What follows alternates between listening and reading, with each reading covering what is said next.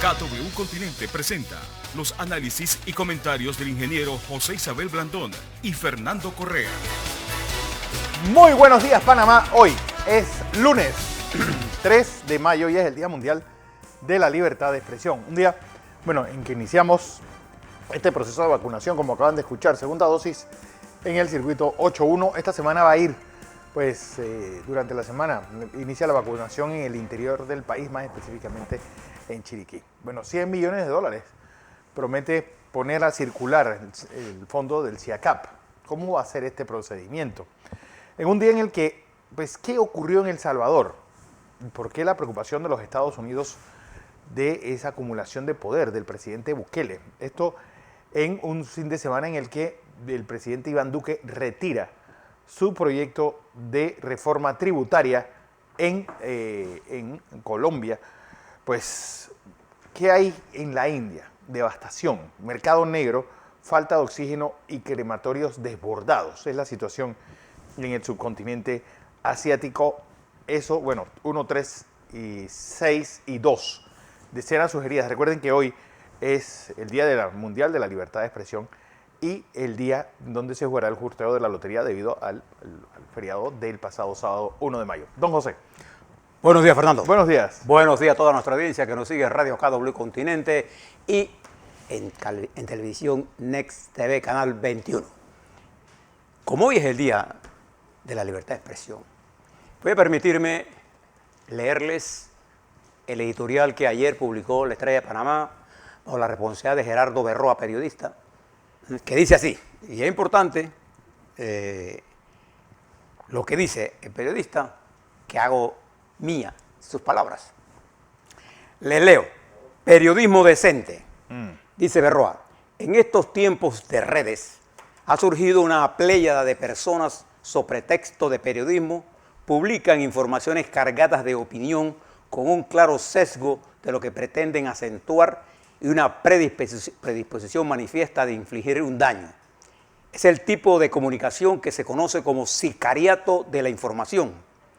La división palpable que hay en la sociedad panameña y el odio que se respira en el ambiente ha hecho aflorar ese tipo de comunicadores sicarios que algunos aplauden y otros quieren matar por sus ataques brutales. Lo peor es que este tipo de comunicación ha gustado a algunos porque es una forma de acribillar mediáticamente al enemigo, pero sin disparar una bala. El periodismo decente no es ese. El periodismo decente publica información que ayuda a la sociedad a tomar decisiones. En una entrevista, el protagonista es el entrevistado, no el que entrevista. En una investigación, el periodista contrasta hechos, declaraciones, documentos. No se vuelve protagonista del hecho investigado. Es como en una cobertura de guerra. El periodista debe informar con responsabilidad lo que sucede, no agarrar un arma y ponerse a disparar balas con el que se identifica. Mañana, es decir, hoy, conmemoramos el Día de la Libertad de Expresión. Y qué mejor manera, dice Berroa, que luchar por el rescate de ese periodismo decente, que busca informar por el bien común. Que este día sea para reflexionar, dice Berroa, sobre el futuro del buen periodismo y que la libertad de expresión no se utilice para atacar a enemigos, porque así es como se destruye un país. Así de simple. Hoy, el Día de la Libertad de Expresión, nosotros abogamos por la libertad de expresión. En este programa, Fernando, y a este colectivo. Todas las corrientes que quieran decir su opinión. Y la libertad de expresión es un derecho. Pero su derecho también está limitado, como todos los derechos del mundo, por los derechos de respetar el principal derecho de la vida, el derecho a la vida. Cuando usted destruye a una persona con información falsa, usted está matando, asesinando una personalidad. Y quiero dejarle esas reflexiones porque vienen tiempos difíciles. Lo va a ver usted a lo largo de esta mañana, que le vamos a informar sobre todo lo que está ocurriendo en el mundo y sus consecuencias en Panamá y lo que está ocurriendo en nuestro país como consecuencia de este nuevo amanecer en la que estamos despertando, aprendiendo todos los días más. Solo un consejo: no tratemos de interpretar con simplismo la complejidad de problemas que tienen profundas raíces. Quisiera, Fernando, con tu ayuda, explicarle a nuestra audiencia, primero, dónde estamos con respecto a la pandemia, para que después podamos comprender cómo en el país hemos avanzado con respecto al control de la pandemia. Le doy algunas cifras para que usted tenga en la mente. En los últimos 11 días, en la India, a una razón de más de 300.000 casos por día, se han producido más de 3.500.000 casos activos, casos positivos nuevos. Sí, ahora mismo Abril ha sido un desastre para la India, contrario census a Panamá, que abril ha sido un mes de contención y de disminución de casos activos y casos positivos. Pero la India vive una gran tragedia, Fernando, sí. Con cifras que se acerca ya a India. Hoy está sobrepasando los 20 millones de positivos. Bueno, 19.932.461. Ahí está. Hoy lo superó. Bueno, ayer tuvo 369.972 un nuevo récord. Casos nuevos, con 3.422 fallecidos. Al día anterior había tenido 3.676. Ellos tienen 3.426.205 casos activos en este momento, con 219.013 fallecidos. A nivel global, ¿cómo estamos, Fernando? A nivel global, bueno, rompimos, como habías dicho la semana pasada, la barrera de los 150 millones de casos totales. Hay 153.811.547 casos totales. Hay 3.232.226 fallecidos y el mundo tiene actualmente 33.452.208 casos activos, el 10% de ellos en la India. Y fíjese lo que le voy a decir. Los Estados Unidos tienen aproximadamente 13,33 millones de casos. 33.180.388 casos. La India hoy sobrepasa los 20 millones positivos. Brasil hoy llega a 15 millones. Tiene 14.759.851 y está teniendo 26.000. Ayer tuvo 28.012 casos. Argentina va a llegar a los 3 millones. Colombia. No, ya Argentina llegó. 3.005.000. Bueno, está. Fíjese. Colombia tiene cerca de 2.9 millones. Pues 2.893.000. 2.9 millones. Esto nos está indicando, además, la mortalidad en desarrollo. Colombia, en términos, estoy hablando solamente y exclusivamente del COVID, es un desastre. Sí. Nuestro otro vecino, Costa Rica, ha cerrado. 44.751.000 casos activos. Fíjese, contra 3.892 casos de Panamá. Fíjese, la 11 veces más ellos que nosotros. Aquí. Entonces estamos rodeados entre nuestras fronteras por países con una explosión. Vamos a intentar algunas explicaciones de por qué el caso Panamá.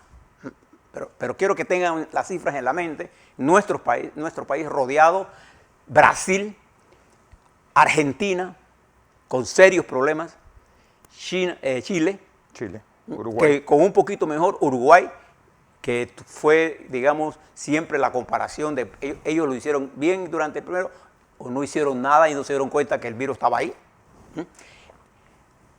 Bolivia, Ecuador y Perú, que es un desastre. Y entonces esa es la situación. Y Honduras, no olvidemos Honduras. Y Centroamérica, Guatemala y Honduras se encuentran en situación bien grave. De Nicaragua conocemos lo que nos quieran informar, informaciones que no nos dicen mucho.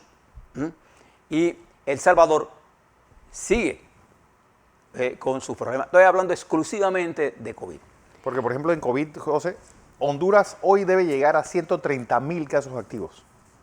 Obsérvelo esto. Y fíjense, con respecto a la vacunación. Los Estados Unidos ha tenido, bajo la administración del presidente Biden, sin duda alguna, y sin duda, gran parte de este éxito, una parte importante, vamos a ponérselo así, se debió al esfuerzo que la administración Trump hizo con impulsar, con apoyo material, dinero, la investigación en vacunas, pero la administración Biden, al llegar al poder el 20 de enero, desarrolló todo un programa de vacunación. Los Estados Unidos tiene vacunado en completo el 31% de su población y tiene vacunados por una vez 239 millones de personas, incluyendo a los 31% que tienen doble vacuna. Lo que significa que los Estados Unidos tienen un avance sustancial en el desarrollo de este proceso de vacunación y como consecuencia de eso, las muertes en los Estados Unidos han descendido 82% en el mes de abril. Fíjese este éxito importantísimo. Sin embargo, los Estados Unidos supera los 590.000 muertos. Estados Unidos sí. Se había los estudios de dinámica del virus en los Estados Unidos. 591.062 muertos. Decían que al 1 de enero los Estados Unidos sobrepasaría los 575.000 y está en 590.000. Por ahí está la cifra. Si los estudios estaban muy cerca de la dinámica del virus. Ayer tuvo 358. Sin embargo, es justo decir ahora que los Estados Unidos han tenido una fuerte caída en la mortalidad diaria. Fuerte. 400, de aquellos 2.000 y tantos, 3.000. 3.000 llegaron. 4.000 un día. Ha bajado sustancialmente por el impulso de la vacunación. También es importante... Bueno, y yo quiero que también añadir, José, perdona que te disculpe, adelante. Paréntesis con lo ocurrido en Nueva York el viernes. Por un lado, el alcalde dijo que en julio van a estar ya libres, el alcalde de Di Blasio, y de una vez el gobernador Cuomo le dijo, eso es falso. Nosotros no podemos decir y anticipar que en julio las cosas estén ya para abrir la ciudad. Nadie puede decir nada de eso ahora mismo. Es decir, para que uno vea, es decir, Nueva York, que mira la cantidad de vacunados que tiene, y Estados Unidos, ni siquiera ellos se atreven a pronosticar cuándo puede venir la reapertura. ¿Qué les quiero pasar con todo esto? Que esta nueva ola ha puesto en el foco del problema al primer ministro Narendra Modi en la India y a Bolsonaro. Ambos, allá el primer ministro Modi está bajo la presión de las redes sociales porque él controla las televisoras oficiales o las televisoras comerciales, pero no controla las redes. Y las redes han montado una operación contra Modi por la forma como él ha manejado la pandemia en forma irresponsable.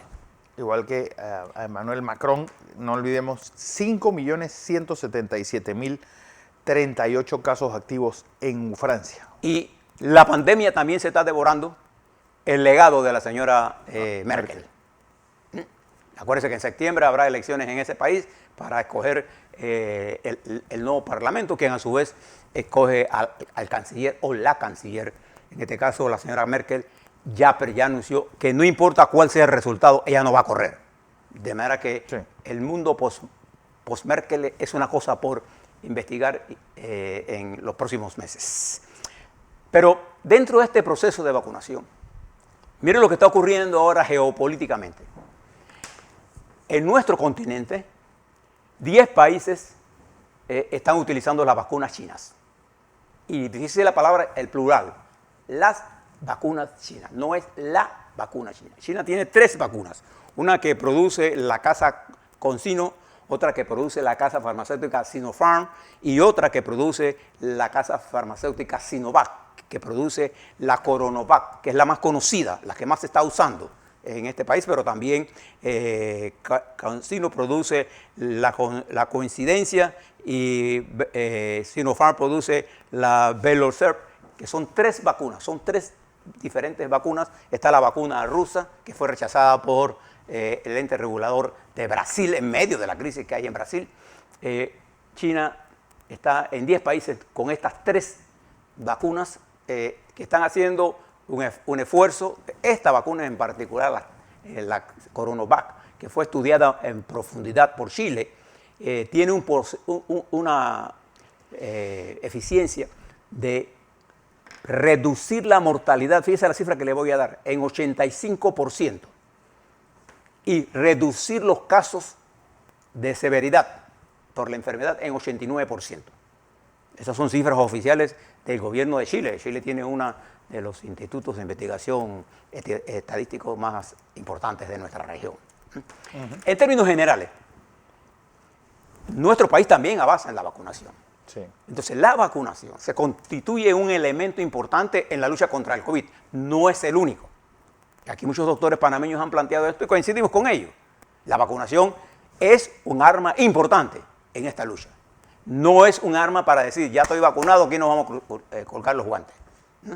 Nuestro país entonces se encuentra en el medio de una situación complicada de desarrollo, pero en el mes de abril la República de Panamá ha tenido una caída sustancial en los casos positivos y en la mortalidad. Ahora le doy las cifras, porque algunas cifras nos están indicando a nosotros que estamos estables, pero con fluctuaciones al alza.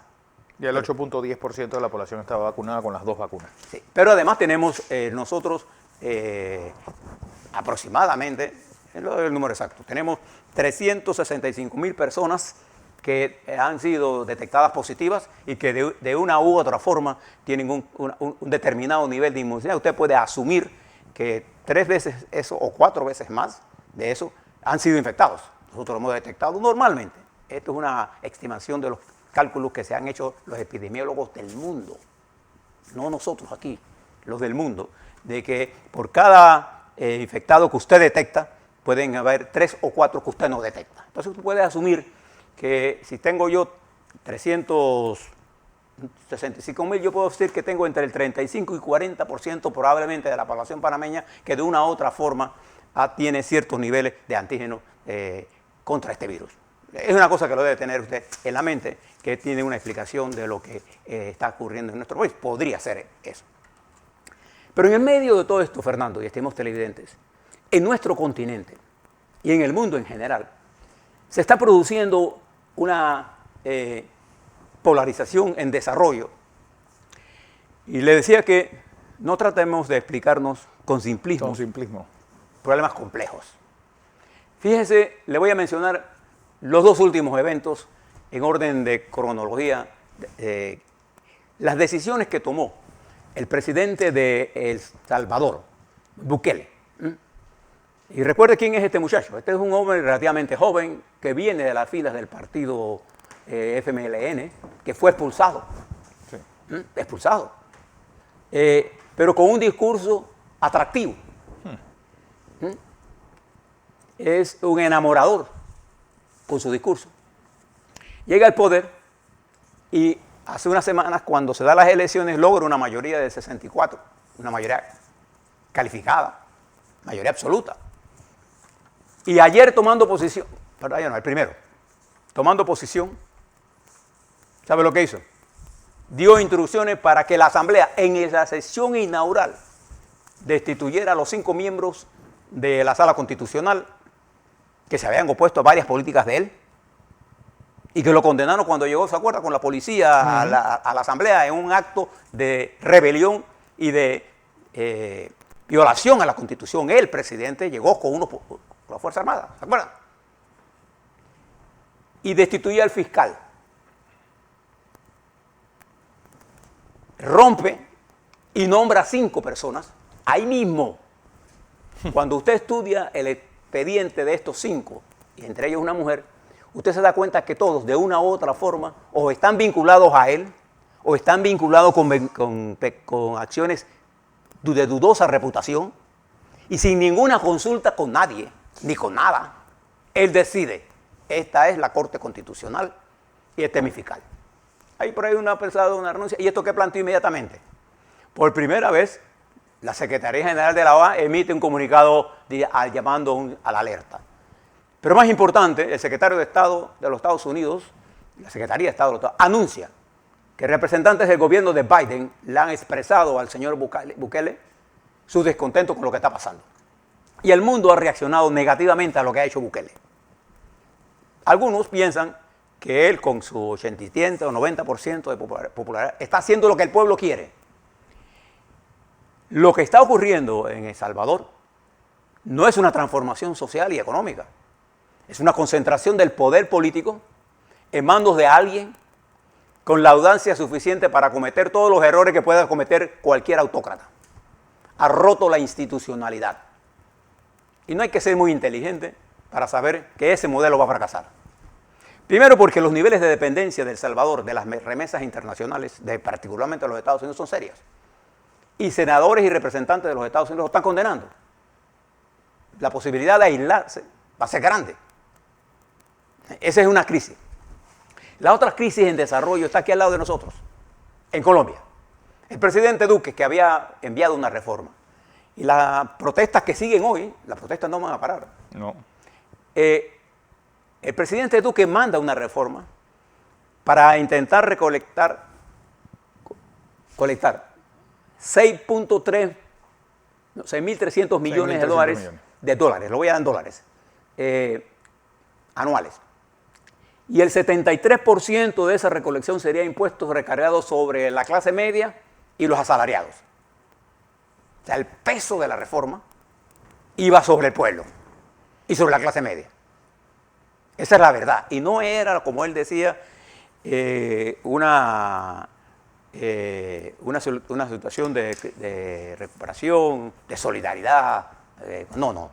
Esta era una reforma tributaria cachimbona contra los asalariados.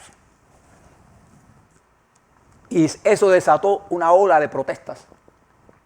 Más de 36 organizaciones, la clase media, todos a la calle.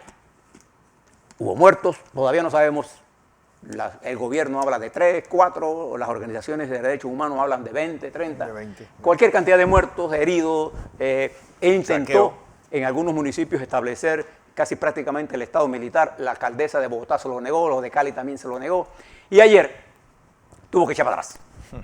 Pero el viernes ya había propuesto, Duque, una reforma a la reforma, porque esta es una reforma tributaria. Y esa reforma decía, elimino el IVA, que es el impuesto, el equivalente al ITBM de nosotros, lo elimino para los servicios básicos, porque recuerde que se le iba a aplicar el IVA a la luz, al agua y a la recolección de la basura. Si usted gastaba $100, el IVA era 19, iba a subir a 23 dólares por cada $100. Bueno, se le quitó eso, hizo una serie de concesiones, retrocedió. Pero el domingo retrocedió del todo. Y ahora ha quedado el presidente Duque guindado de la soga. Y ahora las manifestaciones van a pedir, una parte va a pedir la salida de Carrasquilla, el ministro que propuso esta ley, creyendo que él podía pasar por encima del pueblo. Un pueblo que ya había dado una primera lección en las elecciones intermedias, ¿se recuerda? Altamente, los partidos tradicionales fueron sobrepasados. Duque ignoró a su pueblo y ahora ha quedado prácticamente sin mandato. Y como consecuencia de esto están impulsando una guerra en la frontera con Venezuela. Impulsando. Parte de esto. Hay una guerra en el estado de Apure, entre el ejército venezolano, una especie de nueva contra, surgiendo allí para tener un foco en esa área. Pero la abrumadora movilización de estos días obligó a Duque a retroceder. Tenga eso ahí. Téngalo de El Salvador. Fíjese lo que pasó en Chile.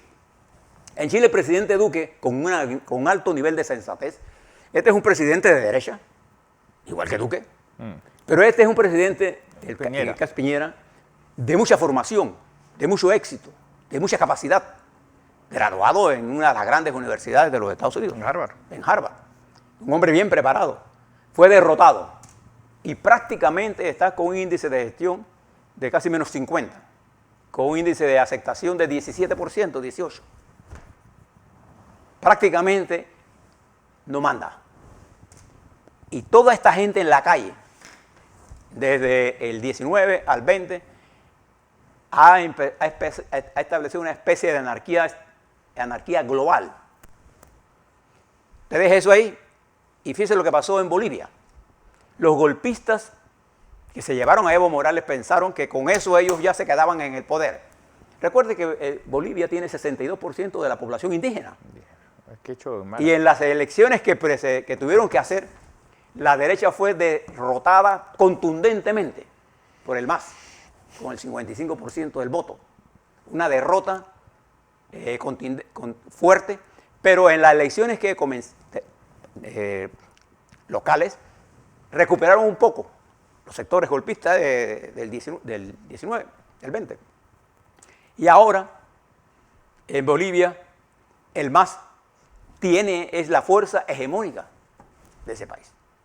Si usted se va a Ecuador, la situación fue resuelta entre los dos extremos y ganó Lazo, de la derecha, con un gran problema y con más inteligencia que ha hecho Lazo, ha llamado a la unidad del pueblo ecuatoriano. Ojalá siga por ahí. Muévase a Perú. Ayer, el 1 de mayo, perdón, Fernando, se dio un debate entre la señora Fujimori y el candidato Castillo. Y fíjese lo que hizo Castillo. La obligó a ella a ir al interior.